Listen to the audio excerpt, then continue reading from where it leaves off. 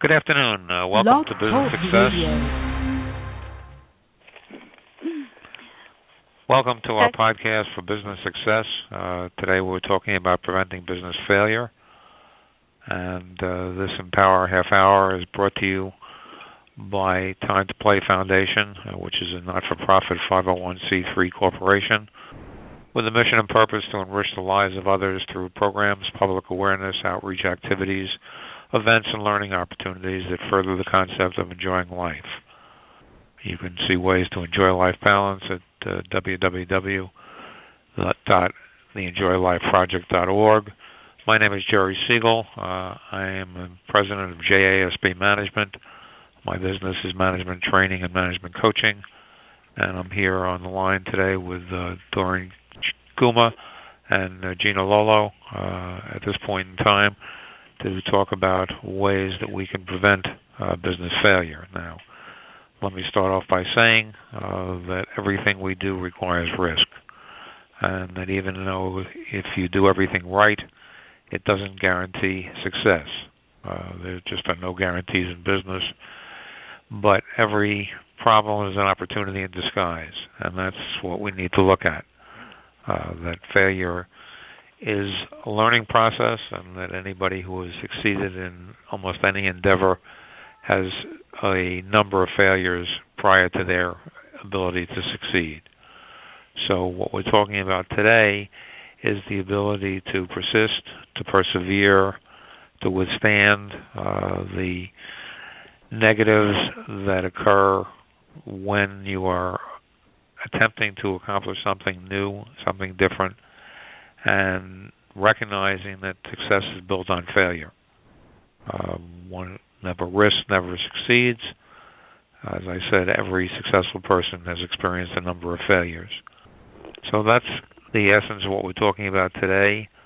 I see that there is somebody else that's called in. If that person wishes to make a comment, please, I will make them available. And let me ask who else is on the line at this point in time. Yeah, hi, Jerry. This is Murray Kleiner from Murray Kleiner Associates. Hi, Murray. Hi, how are you doing? Thank you for calling in. Good. Hey, Murray. Hi. This is Doreen and Gina. Hey, Gina. So, Jerry, I have to commend you. You did a bang-up job this day introducing the whole program and everything we're doing. So I'm so excited. You did great. Great. We're all practicing make our world a little bit of a better place. So my background is in quality improvement, and failure is not in my vocabulary, so that's why we're doing this Business Success podcast to give people tips, tools, and resources so that they could avoid and have a good quality of life. So, and Gina, do you want to say hello too? Hello. So go ahead, Jerry. You got the floor. Okay. As I said earlier, achieving success in any endeavor is not easy. It's never easy. It takes time. It takes patience. It takes persistence. It takes perseverance. And it certainly takes the ability to withstand failure, because it's almost inevitable that you're going to experience failure when you begin any new entity, any new organization, when you start a business. Now, we've previously talked about many of the other aspects that new entrepreneurs need to learn and need to understand in our prior podcasts. But failure is one of the most difficult ones, because certainly nobody wants to fail. Nobody likes to fail. It's not a enjoyable experience, but as I said, it is a learning opportunity.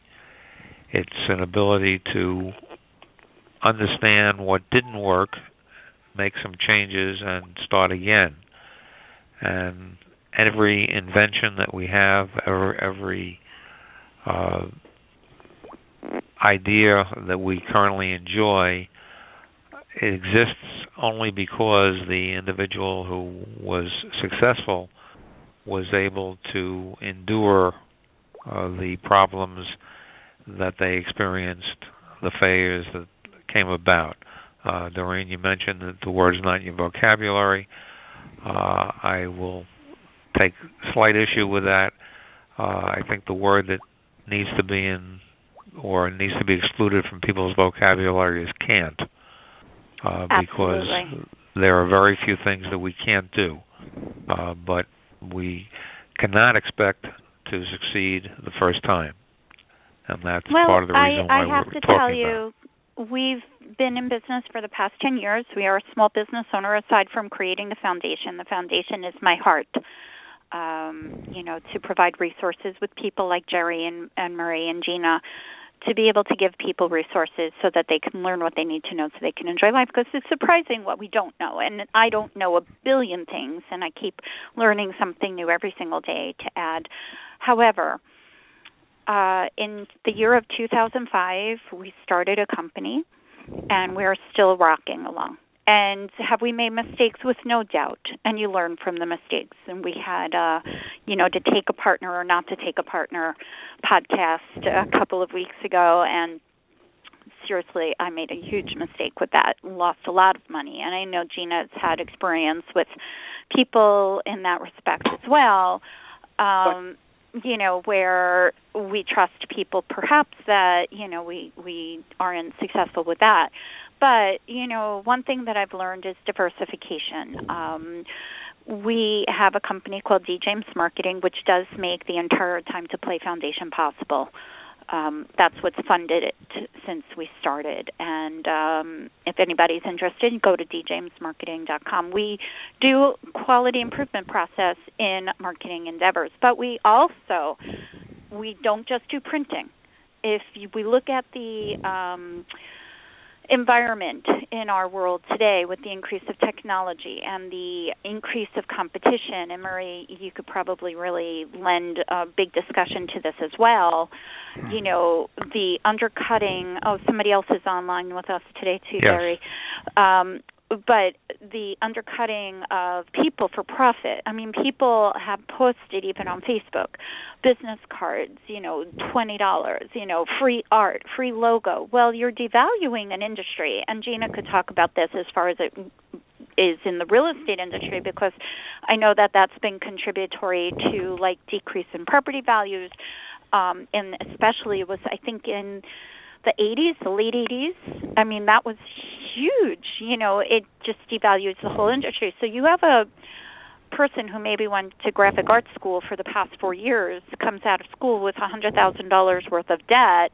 and can't make $20,000 a year because everybody has Google programs, and they don't think of a graphic artist is valuable anymore because they could do it just as good, kind of thing. Well, here's things like Vistaprint. Vistaprint undercut the whole printing industry. So look around in your communities where there were printers, tons of printers, and now there's not because they couldn't sustain a business. But if they only did printing, then they wouldn't no longer be here. So we don't only do one thing. We do anything that you need so you can run your company. And that's how I set this organization up 10 years ago. And thank God we're still kicking, 10 years later, even with an environment change and the constant change. Years ago, I worked for a man who was in Queens. His company started in the year 1958 by his family. It was air conditioning. In the city you have the window air conditioners. It wasn't really like a big HVAC system. So they didn't want to be open on weekends. They didn't want to change their business the way that they've done it since the year of 1958. And this is the kids that now own this business. Well, so competition comes. They open a Sears. They opened a P.C. Richards. They opened a Home Depot. Those places are open till 9 or 10 o'clock at night. Those places have air conditioners that are $199 instead of $700. Do they get the personalized service that they would give? Probably not. But you look at value that you're being provided. So that person carries a $199 air conditioner to their house, throws it in the window, and they're good. So that organization had significant financial issue because they didn't want to change. So as far as failure, when we're looking at our organizations, I believe, and last week we talked about plans. That was a really good topic. And we do need to plan. We do need to figure out where is our target market. We do need to figure out what we're going to focus on.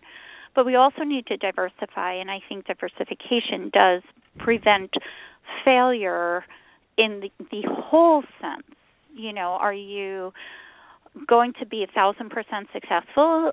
No, but I hate to see people fail. There has to be a way around it. I believe there's a solution to any problem. So now that I monopolized the whole conversation for 10 hours.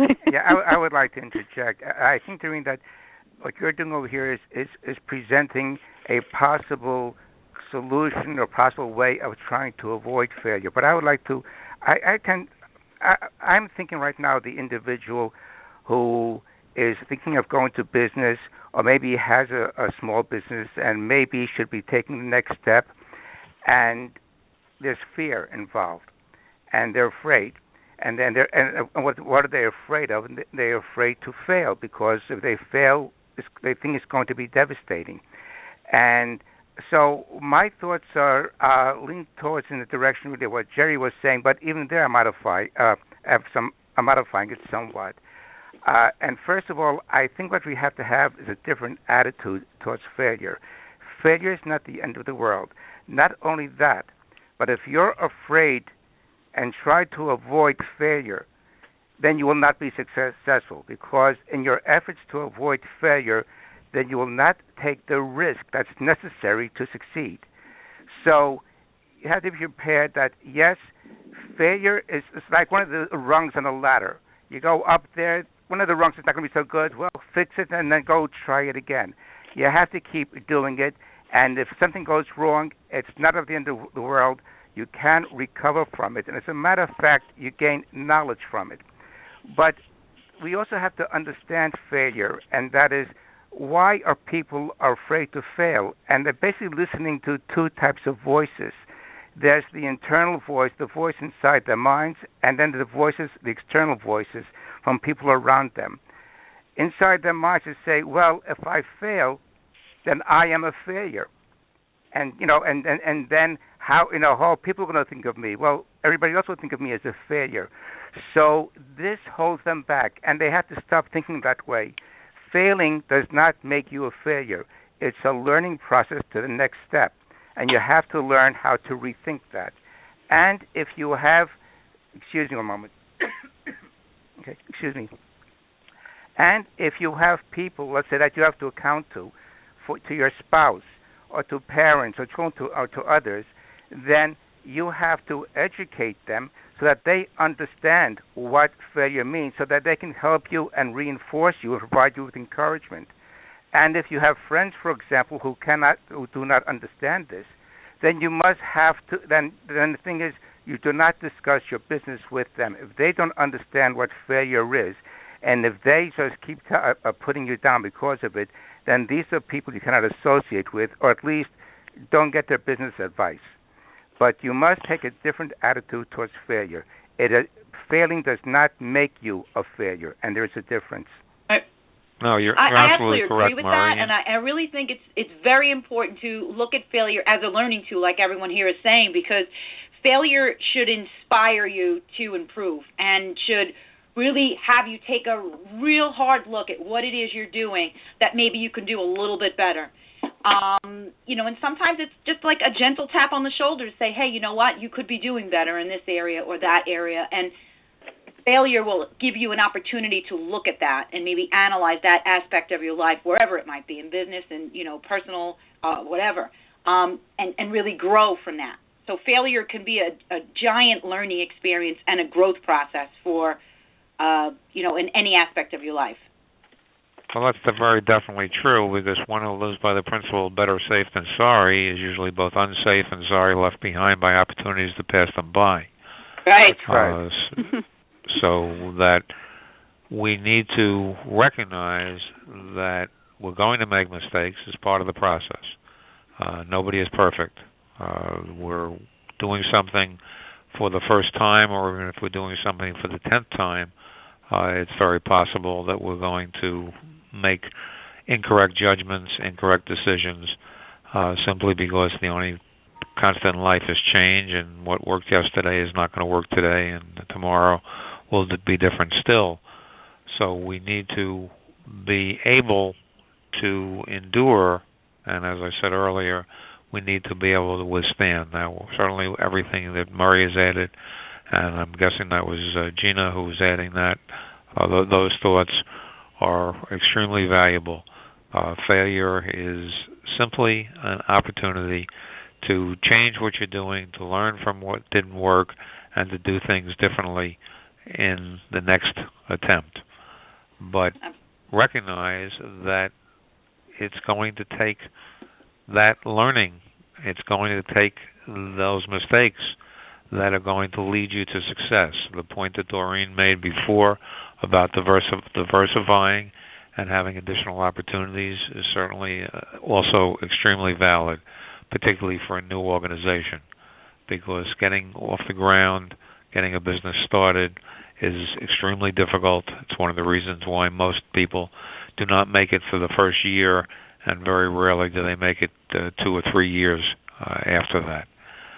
But when somebody understands that it's a process, when somebody understands that they need to obtain wisdom and knowledge and experience from others and not be afraid to ask for help, which is one of the reasons for these podcasts.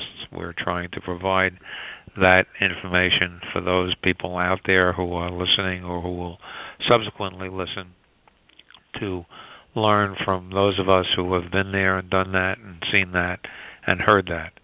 And all of these things are very important to recognize.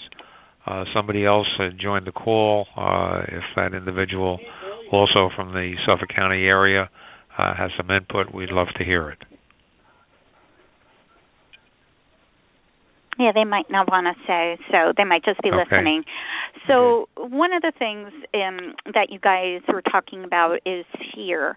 And, yeah, you know what, Marie, you're 1,000% right. My sister still pushes my buttons, honestly, even with the company, even for 10 years. You know, I have to tell you, when I left corporate, I'm not making a third probably of what I used to work in the corporate world. Mm-hmm. However, the quality of life is the trade-off.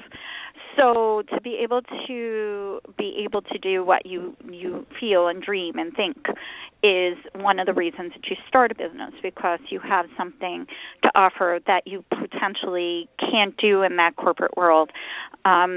You know, so there's all sorts of trade-offs and all sorts of things. And Marie, you're 1,000% right regarding risk, and Jerry regarding fear. And listening to people give us advice is probably one of the largest hampering things that we have to deal with. And people will give you lots of advice. What do you guys think on that? Yeah, I agree. And taking into consideration what you had said earlier, Doreen, and what I had said, I just want to say that although I say not to be afraid of failure, that's not a license to go jumping blindly into saying, I'm going to go into a business, open up a business, and just go and open it. But you go in and you do things intelligently. Mm-hmm. For example, if you're going to open a business, the question is, well, what experience do you have in that business? And maybe you should go first, work for somebody else in that business, whether you want to sell clothing or want to sell books or whatever the product or the service is, but to get the experience and this way to learn from someone else, to get a feeling for what it's like. And also it's to try to find somebody who is knowledgeable, somebody who can give you positive feedback, not negative feedback. If you can get a mentor, that's terrific. If you can go to groups to have discussions with people, and we know there are plenty of groups out there. I'll give a plug for LIASB and also my own, the New Entrepreneurs Group. But this is the place to come and to exchange ideas and to learn. Now, the whole point is, in spite of all this, you're still going to stumble, and that's what I mean. Don't be afraid. Then from that particular thing, you're going to learn. But to go in blindly when the opportunity to learn exists and not to take that opportunity, well, that's foolish. Well, that's absolutely, one Murray. of the And things. as we Yeah. Sorry, as Jerry, we've shared but before, planning and goal setting are essential in any endeavor, and that's where any entrepreneur needs to begin. and that's what we started. Like if somebody's interested, if you go back into the archives, we started with how to make a business plan. We started with, and we did planning. We did, looking at target markets. And yes, you have to have some kind of a clue. You can't just say, "Oh, I'm selling a widget," and just plunk it in a store and hope that somebody might come in to shop for it. And we've been having this discussion too. As far as the foundation goes, for the next step, we'd like to create a community center. So this has been a very big basis of discussion back and forth, because it still has to be sustainable, not-for-profit or not-for-profit. You can't have a organization that's just continuously losing money. You need to have some sort of an opportunity for that to sustain itself. And, I've learned a lot from Jerry. He's been an amazing person with a tremendous amount of input into different things, and they're 100% right, Jerry and Gina and Murray, to be able to create an opportunity to learn first, and that's what is the key. So one of the things that we are doing through the foundation is working on a school business partnership program as part of the community's programs that we're offering, and we're hoping to get businesses to provide mentorship opportunities. If we look at the unemployment statistics, whatever that they are, job potential for our kids coming out of college is maybe not as good as it was. I'll be 50 years old in a couple of days. So when I, graduated, there was a lot more opportunities for positions. Now with technology, there's maybe not. So giving students, high school students, college students, an opportunity for them to shadow and mentor, maybe a little bit more than internships, but like what Murray is saying, so they can really see what it is being in a business as a potential opportunity for them in the future. So that's one of the primary goals that we're working on right now, which is really pretty exciting as well. So, now that you brought it up, Doreen, you and I had a very brief discussion. Maybe it wasn't that brief on the phone before we, we started this thing, and I expressed a thought to you. And as a matter of fact, I recently posted a little discussion both on the LinkedIn and also it was in the LASB newsletter. And you're talking about college students, and high school students, college students, and we keep hearing about going to college and get a better job, than high school, and that's probably true. But the problem is, I don't believe that anymore in terms of we keep graduating students, but the job market is getting smaller and smaller. So regardless whether you're a high school or a college graduate, every year we graduate job seekers, and the jobs are less and less. And I think that we have to start teaching students in high school and in college entrepreneurial mindset, the idea of once you graduate, not immediately, but to learn how to at some point go into business for yourself and provide services or products, what have you. And by doing that, instead of becoming a job seeker, now you're a job maker. You're making not only your own job, but maybe you're creating jobs for others. So I think it has to begin with the school system, and we have to rethink this thing about educating people so they can get good jobs afterwards. No, educating people so they can create their own jobs afterwards. Absolutely. That has to be the mentality, because the jobs are getting less and less.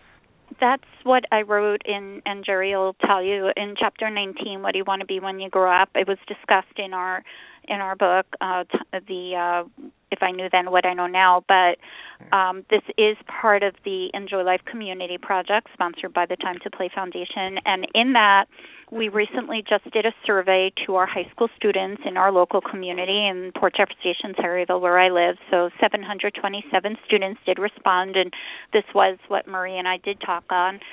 The least most important skill that they thought they needed was how to start a business. And that is honestly one of the reasons that we're doing this radio program because, for our youth to graduate with $100,000 worth of loans, like to have graphic artists, the schools are a business. They're pumping out these people that really have no skills that are going to sustain the loans that they're coming out of school with. And for them to try to find a job for $10 an hour someplace, unless they work in Burger King, I think they make 15 now. But my son is 24. He's going to Baruch College in Manhattan, and he's hoping to get a $15 job when he eventually graduates. We do need to look at the opportunities of being an entrepreneur and, to sustain ourselves, to be able to provide for our family, to be able to live in some type of a shelter.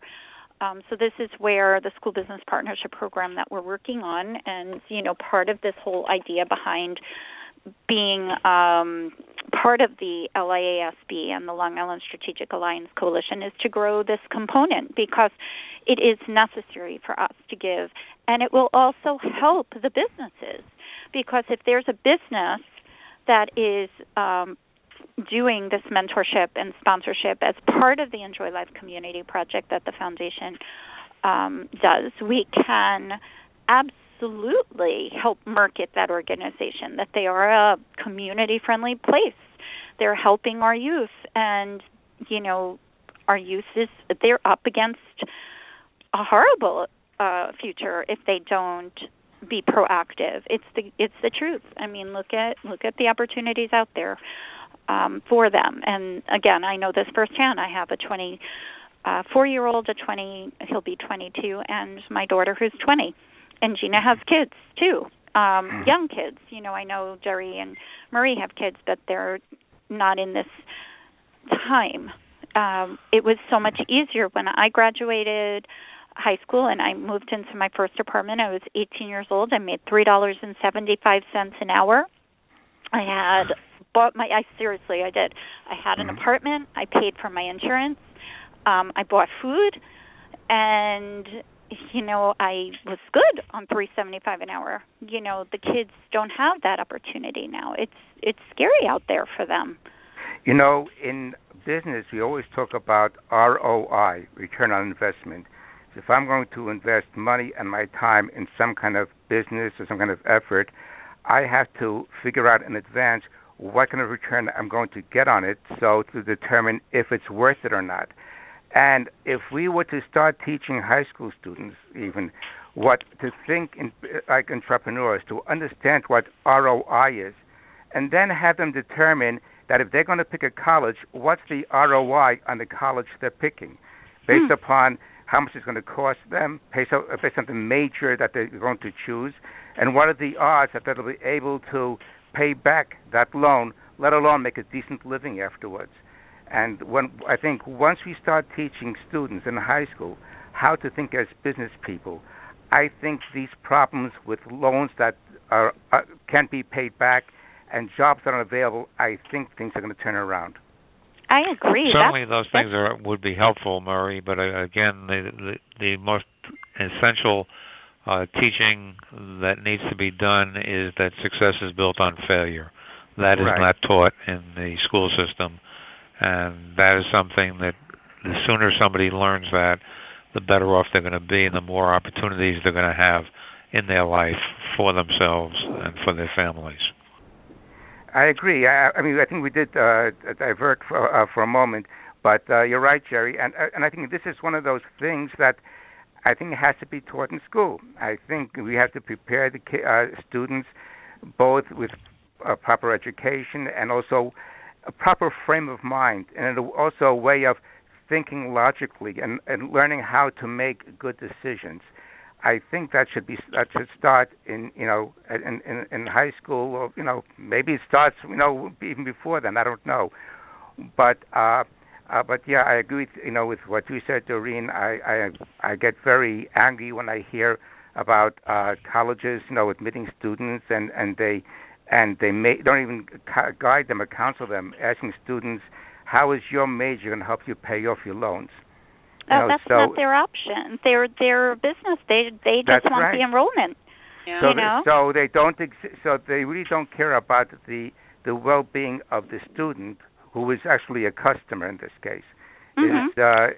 They are making money, and how they pay it off is not their problem. Everything that's being said is certainly valid, but it's really not the discussion that we were intending to have today. I think we've spoken about that, and we need to be wrapping up at this point in time. Next week, next Tuesday, we'll be talking about risk avoidance versus risk management. We certainly have talked about risk today, and we certainly touched on that as well as many other topics. But again, these podcasts. To read sure. to you one, it says, failure should be our teacher, not our undertaker. Failure is a delay, not a defeat. It's a temporary detour, not a dead end. I failed over and over and over again, and that is why I succeed. Wow, that's pretty powerful. Absolutely very powerful very statement. Good. Again, it's important to know that Macy failed 7 times before Macy's became an institution, and we could go through a litany of other known people who have been successful, but only after they have experienced and withstood failures. With that said, if there's anything else anybody would like to add. Before you end, I just want to we started getting some sponsors for the foundation, and I did want to actually just mention those and say thank you to them and give them some recognition. And we're working on creating a wonderful place on the website to list them. But, of course, D. James Marketing, as I mentioned, 3 Rose Cosmetics, in Port Jefferson Station, New Best Cleaners in Port Jefferson Village, and Sea Creations, Gifts from the Sea from Port Jefferson Village, and they are sponsors of the foundation, and we do thank them very much to help us make these programs possible. If anybody is interested, to please contact us at 631-331-2675 or to email info@timetoplay.com. Basically, the whole goal, and Marie knows, and Jerry knows, and Gina knows, is people helping people, and working together to create the best quality of life for us all. People helping people, and so if anybody has ideas or suggestions, please call any one of us or contact us. And I'm really just grateful to just be building this wealth of knowledge that we do offer here and have. So thank you. Go for it, Jack. Sorry. I thank everybody for their participation this afternoon, and hopefully many people will be benefiting in the future from listening to these podcasts and taking some action in order to succeed in business as opposed to failing in business, but recognizing that failure is where it starts, and that is going to lead you to success. So with that said, let me wish everybody a good afternoon, and hopefully you'll be able to tune back in next Tuesday at noon for our next podcast on risk avoidance versus risk management. Thank you all. Okay. Thank you. Sir. Okay. Bye. Bye-bye. Bye. Have a great day.